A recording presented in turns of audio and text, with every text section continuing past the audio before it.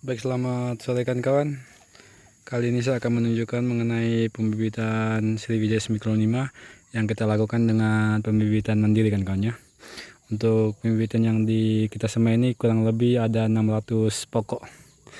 Untuk yang kali ini kita baru melakukan pemindahan atau penjarangan dengan jarak tanam kita menggunakan 35 cm antar polybag ke polybag kan. Jadi untuk jalurnya kita menggunakan mata 5 ya kan ya. Seperti ini. Penyusunannya kita menggunakan segitiga jajar genjang. Penyusunannya kan seperti ini. Untuk usia pembibitan kita ini kan sudah memasuki usia 1 tahun. Setahun sudah seperti ini kan. Jadi untuk kita melakukan penanaman kecambah di bulan Februari tahun 2025 dan saat ini sudah tahun 2026 tahun bulan 3. Itu genap setahun lebih, setahun lewat sedikit kan. Untuk penampakannya seperti ini. Jadi untuk kali ini kita melakukan pemindahan dari pembibitan di sana, kita melakukan penjalangan di sekitar ini kan. Seperti ini. Ini lahannya masih kosong, kita akan melakukan penjalangan. Untuk penjalangan sendiri kita menggunakan seutas tali kan. Tali kita tarik dari ujung sana sampai di sini. Kemudian untuk meluruskan barisnya, kemudian kita menggunakan penjalangannya kita menggunakan kayu kan. Kayu ini dengan jarak dengan panjangnya kurang lebih 35 cm kan ya. 30 cm ini untuk kita lakukan penjalangan seperti ini kan. Seperti ini dengan barisnya kita mengikuti tali kan seperti itu. Jadi untuk pembibitan yang kita akan lakukan penjalangan seperti ini kan. Ini adalah penampakannya pembibitan kita.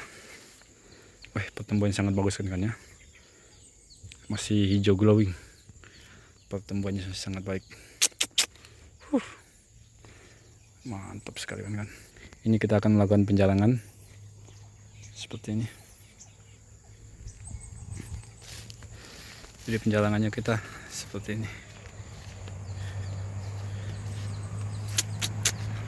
Nah, ini barisnya kan. Jadi untuk barisnya kita menggunakan tutas tali, tarik lurus seperti ini. Dan di tengah yang kosong itu akan kita lakukan pemindahan tadi kan. Bibit kita tadi kita akan pindahkan di tengah situ. Jadi nanti ketika kekurangan kita akan gesernya ke sini kan ya. Mungkin seperti ini kan penampakan dari persemen kita. Untuk pertumbuhannya sangat baik kan ya. Ini yang baru-baru tadi kita pindahkan. Pertumbuhannya masih sangat baik kan ya. Masih hijau glowing kan ya. Ini terserang nggak tahu hama apa nih kan ya.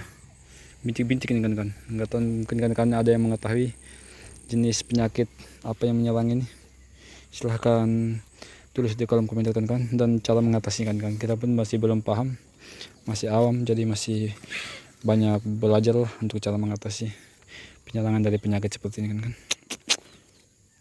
Untuk yang lainnya pertumbuhannya masih sangat baik kan. Ini masih sangat baik, cuman bolong-bolong sedikit tapi pertumbuhannya masih sangat baik. Untuk kondisi ini kita baru-baru pemindahan di minggu lalu, namun dia akan terjadi perbedaan kan. Dia sedikit menguning karena kita melakukan pemindahan adalah mencabut akar-akar yang sudah tembus ke dalam tanah. Kita mencabutnya, mungkin dia akan menguning nanti mungkin 1 bulan ke depan.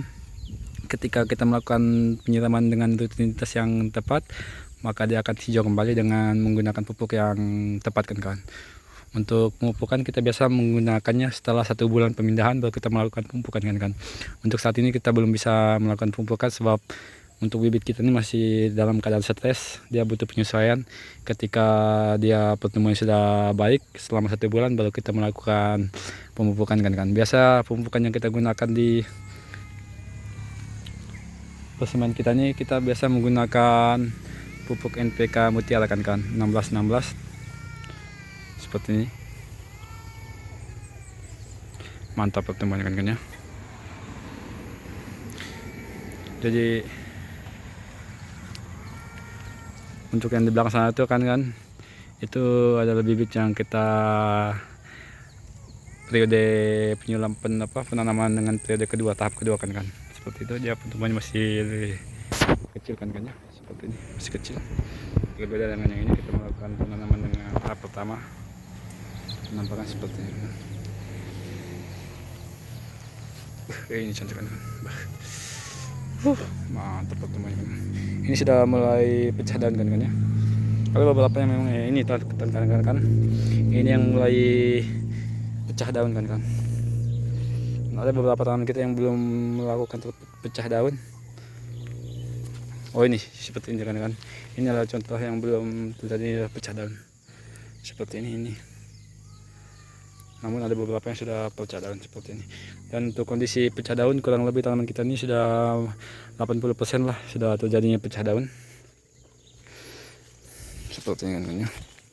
Dan ketika sudah mulai pecah daun kan kita secepatnya akan melakukan penjalangan kan, sebab penjalangan fungsi dari dan manfaat dari penjalangan itu yaitu untuk menjaga kestabilitasan pertumbuhan pokok serta menjaga kerindangan daun itu kan agar mekarnya seimbang kan ya.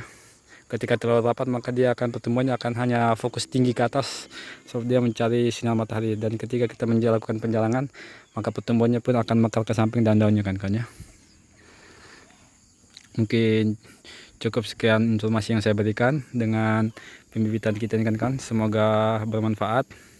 Semoga kawan-kawan yang terjun di dunia perkebunan dan melakukan penyemaian secara mandiri atau pembibitan mandiri, maka silahkan mencoba dengan beberapa tahap yang seperti kita lakukan kan. Semoga berhasil. Saya ucapkan wassalam, terima kasih, selamat sore kan.